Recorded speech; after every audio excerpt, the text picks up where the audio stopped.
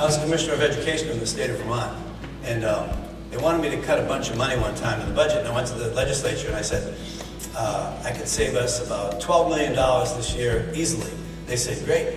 I said, I'm going to do away with state assessment.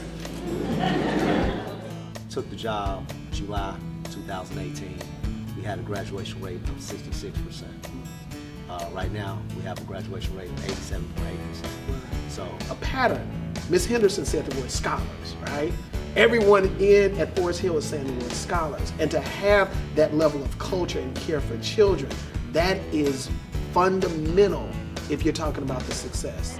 We work so hard at meeting the students where they're at, meeting the families where they're at. So that means whether it's texting, whether it's going to their home, really working with the students and finding out what their needs are, what their challenges are, and how to get them back on track. Out, and I make it out to the hallway, and the next thing I know, there's this big beehive hairdo chasing me up and down the hallway, and I'm hiding in all the doorways, trying to stay away from it. I was traumatized going down there. School in Chattanooga was nothing like it was in Spokane, Washington, and I didn't want any part of it. I hated school. I went home that first day, I did not want to go back. I said, this is awful. I can't even understand that lady, but she's always angry at me. Folks, she doesn't know. I'm gonna be in one of those yoga classes. Come on, I'm gonna be in one of those yoga classes. Definitely. Yes. You know, but one thing that has been just a pattern here is these spaces, right? That the district is intentional about making for children with needs, you know? And as we begin to look at building this out, begin to look at what children need, they gotta have spaces for that. Spaces that are not punitive. A lot of the times people think, okay, you go to timeout, right? But we already know what happens with our children when they're in timeout. We already know what happens when our children are isolated.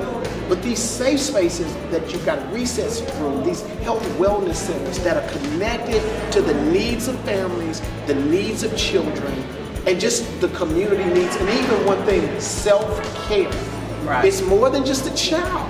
It's us. And I think it's Picture just a couple of those students in your mind, maybe one student, that you know, I need a couple more strategies with this student. I need a couple more strategies with this group of students. Because that is what this actual forum is designed for. It is designed specifically for you to get those strategies, and we wanted to make sure that this forum was a little bit different than other forums. In the past, we've had a hodgepodge of actual conference sessions, but we wanted to make sure your conference sessions were very intentional, very personalized, and very customized. That's one of our mission pieces of the National Dropout Prevention Center. To present certificates to those people who have completed the requirements for our National Dropout Prevention Specialist certification, as well as our Trauma Skills Specialist certification.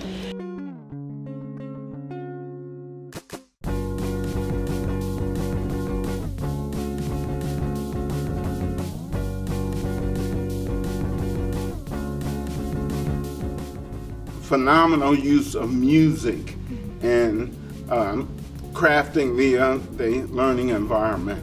And there was this one session we all attended it, called the Genome of Music.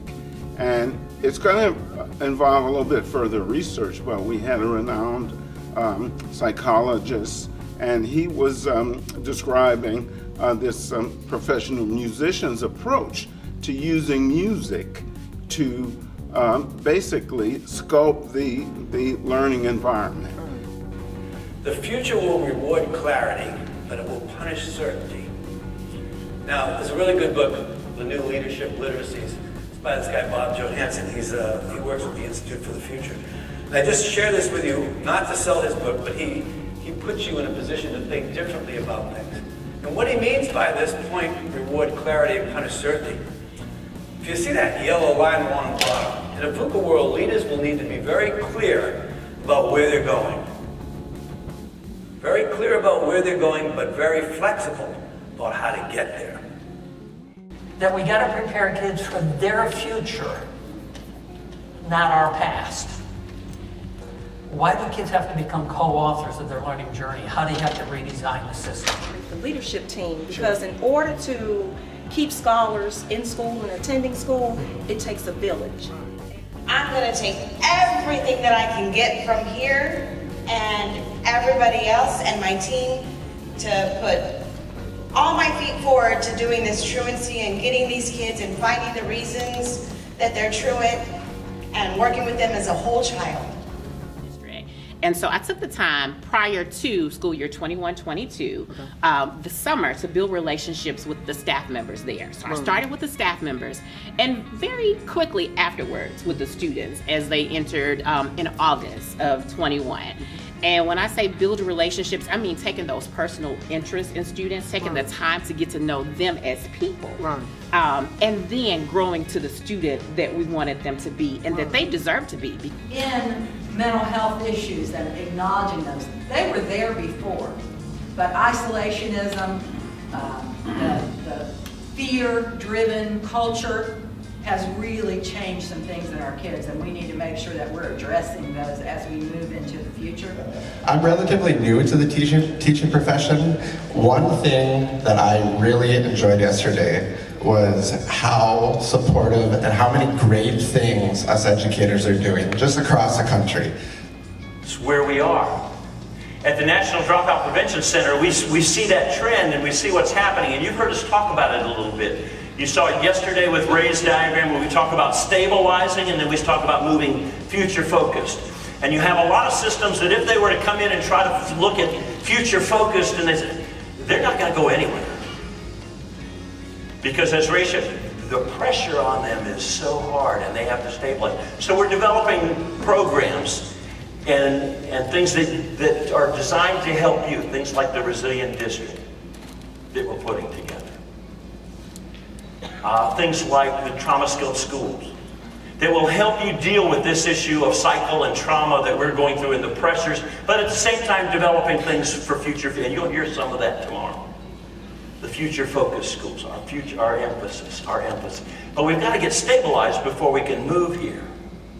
One thing that I need to go ahead and do to make my steps ahead, I teach middle school, and I love someone said, they're the class of 28 and 29. So I want them to start drilling that in their heads, big welcome class of 2028, 2029, so they feel that they have that connection, because we're virtual and they don't have that connection to start with. So making them feel like they're connected to something bigger than my computer sitting in front of me. No. Okay. But you remember it, exactly. I remember my first year teaching, I was mad nervous. Let's love the kids and focus on their future more than we love the schools of our past. Thank you. God bless you all. Hello, this is Robert Peters, Vice President, Chief Academic Officer of the National Dropout Prevention Center. Folks, I am just full. I am full of strategies that we have listened to and seen in Orlando at our forum. And those strategies, you're going to be hearing. We're going to be getting those strategies out to you each week. You've got to be a part of the NDPC family, right? Follow us on Twitter. Follow us on LinkedIn. Follow us on YouTube. Every week, we're going to be getting out those different strategies that you can use, right? No matter if you're in North Carolina, no matter if you're in Palm Beach, Florida, no matter if you're in North Dakota, no matter if you're in Utah, no matter if you're in Springfield, Massachusetts, no matter if you're in Georgia, no matter if you're in Fort Myers. And these are just people that are off the top of my head, y'all. They're all across the country coming to be a part of a family, a network of folks who are really looking at not just dropout rates, not just how do we get children to graduate, but how are we building systems of the future for children? How are we making sure that our children are successful going forward, right? So just, y'all, be a part of this family, be a part of this connection. I'm going to be sending out videos. Our guru over technology, Mr. Thomas Hawkins is going to be sending you information. We want to connect with you. We want to make sure that you are connected, and we want to build a family with you. So, again, Robert Peters, Chief Academic Officer, if you click on, you're going to be seeing me on a weekly basis. I'm looking forward to working with you. But I always got to put in a plug, folks. If you want to see us face to face, you better be in Atlanta, right? You want to be at our national conference, because we got all these folks coming back again and more to discuss strategies that you can use inside of your classroom, at your campus, and at your district. So looking forward to working with you, looking forward to a great family experience.